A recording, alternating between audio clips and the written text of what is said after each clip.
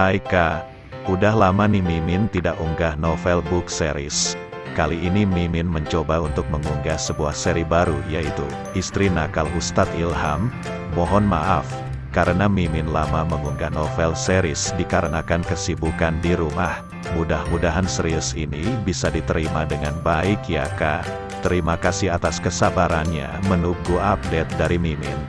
Jangan lupa like, subscribe, dan share.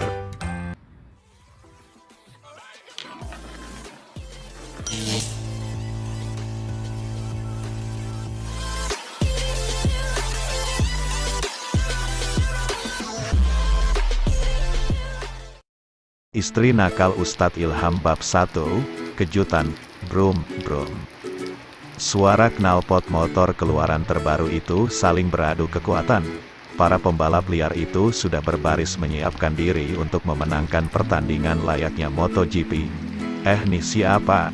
Mana Rudy? Seseorang di balik helm full face itu tak menjawab karena sebenarnya dia adalah seorang gadis. Sehingga balapan itu tetap terlaksana. Motor ninja yang besar itu dinaiki oleh Syifa Lutfiana, yang kerap disapa Syifa, sejak lulus sekolah sebulan yang lalu. Gadis itu menganggur dan sering berbuat onar.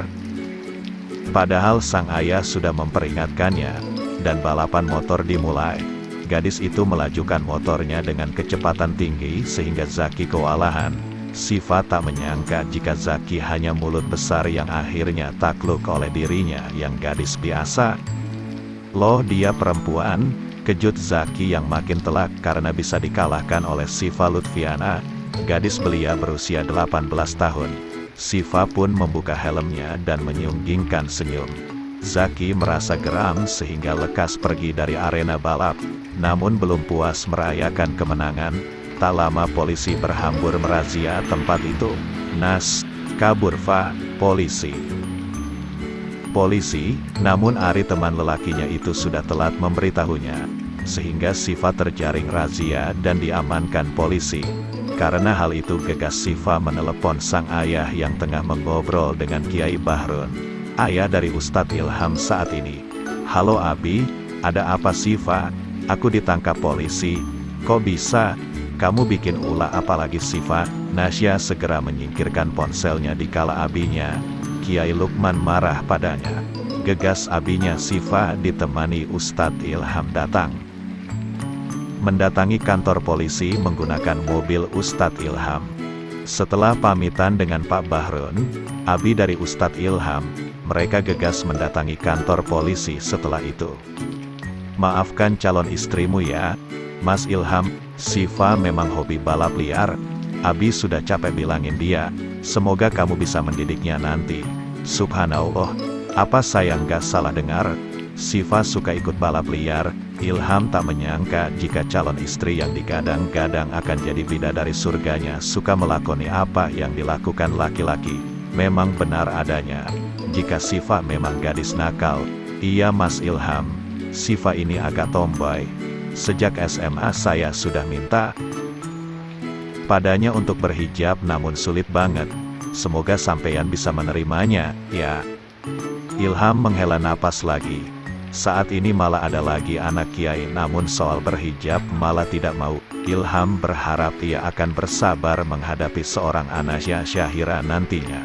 Tak lama mobil Honda Jazz itu memasuki kantor polisi dan terlihat beberapa pemuda bertelanjang dada dan diminta jongkok. Di antara mereka ada Syifa yang tengah posisi jongkok dengan wajah menunduk juga saat ini. Itu Syifa. Sebentar ya Mas Ilham, ucap Kiai Lukmekin. Nduk, panggil Kiai Lukman. Abi, benar ini anak bapak? Engge, ini anak saya. Apa cuma anak perempuan saya yang terjaring razia? Iya, karena anak bapak hanya gadis satu-satunya di sana. Masya Allah.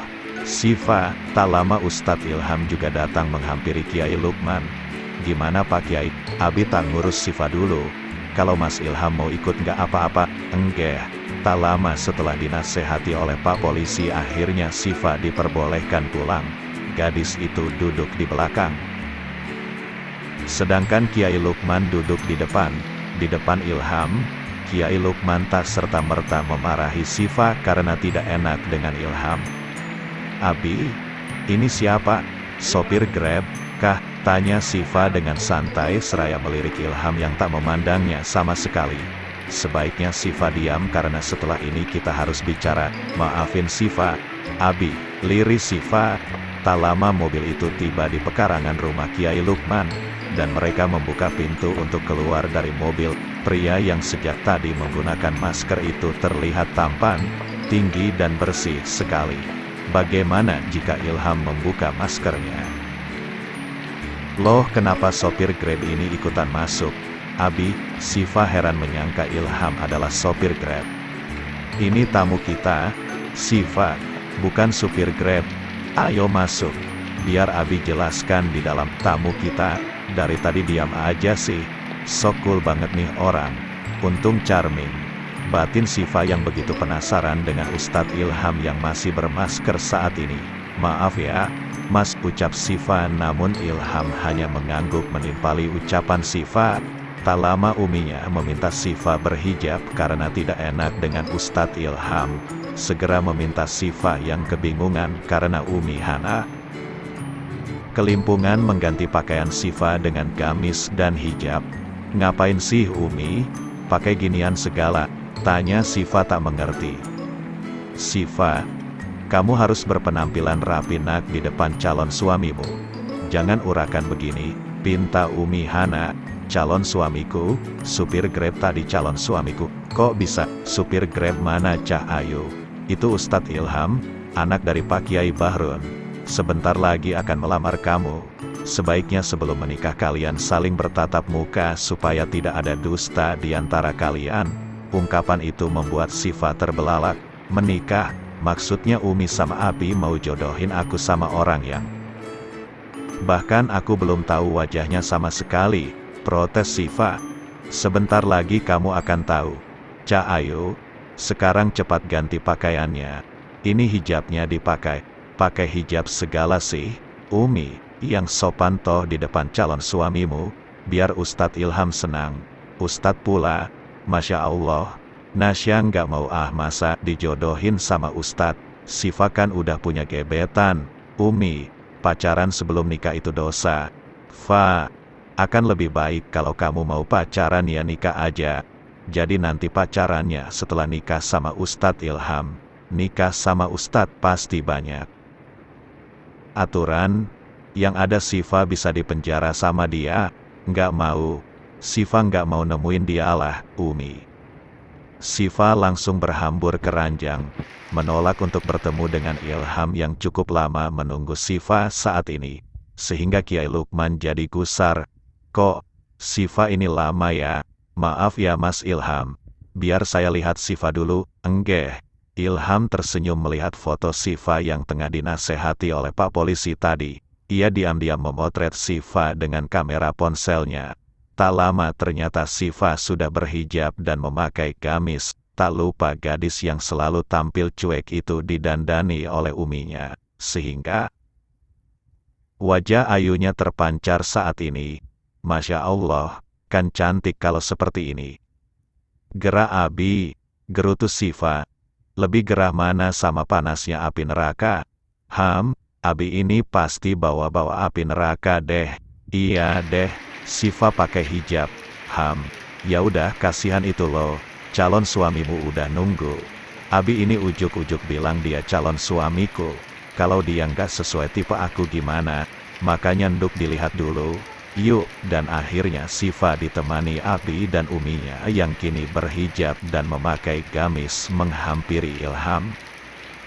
Yang masih menggunakan maskernya, Ilham tersihir oleh cantiknya wajah imut Siva.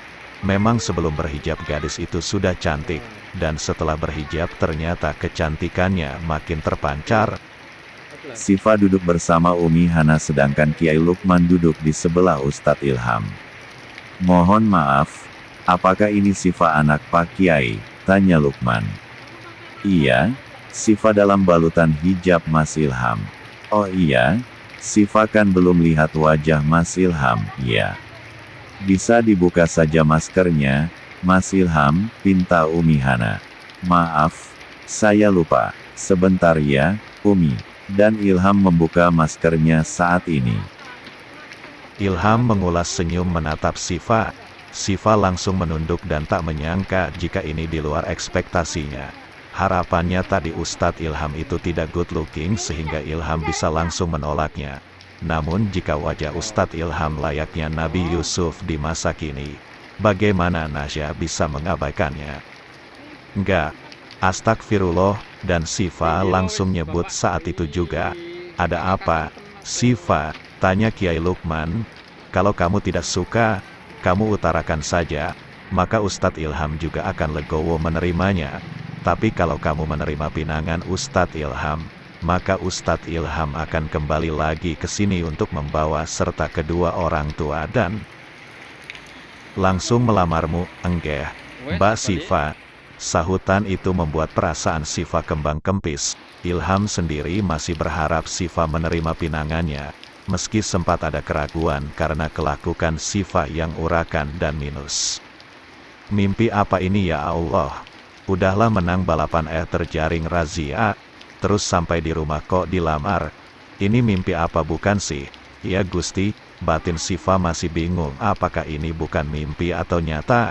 Sehingga refleks gadis itu tersungkur karena tak sadarkan diri. Astagfirullah. Sifa, kamu kenapa nduk? Tanya Kiai Lukman. Kok bisa pingsan begini, Pak Kiai? Apa saya salah bicara? Ya, Ilham jadi merasa bersalah. Takut-takut Sifa sok karena setelah masuk kantor polisi tadi malah tiba-tiba dilamar olehnya. Seingat Umi, Sifa ini belum makan nasi sejak 2 hari ini. Abi, dia ini cuma makan roti aja nggak berhenti-berhenti. Apa ini karena kelaparan? Jadi pingsan ya? Masya Allah Umi, masa Sifa dibiarkan kelaparan toh? Mana minyak angin? Biar Abi oleskan. Umi ambilkan nasi dulu. Mungkin bukan karena lapar, tapi karena sikap saya yang kurang sopan. Melamar di waktu yang kurang tepat, ucap Ustadz Ilham yang merasa tak enak hati. Enggak. Memang Sifa ini suka begini, Mas. Sepertinya dia nggak makan selama 2 hari. Masya Allah, nggak makan 2 hari. Kok kuat banget ya? Masya Allah, berulang kali Ilham harus nyebut karena kelakuan calon istrinya yang minus itu. Mohon dimaklumi ya, Mas. Enggak apa-apa. Saya cuma khawatir takutnya Sifa kenapa-kenapa, Pak Kiai. Ya udah kita bawa ke kamar aja ya. Ustadz Ilham memilih menunggu di ruang tamu. Rasanya tidak sopan karena belum apa-apa sudah masuk ke kamar. Ilham harap Sifa tidak kenapa-kenapa. Ya Allah, apa Sifa sok ya? Karena sebenarnya nggak mau dijodohkan dengan hamba. Semoga cepat siuman deh Sifa. Amin. Batin Ilham berharap Sifa bisa segera sadar dan mengutarakan isi hatinya soal perjodohan dadakan ini. Tunggu episode selanjutnya di novel series ini ya Kak.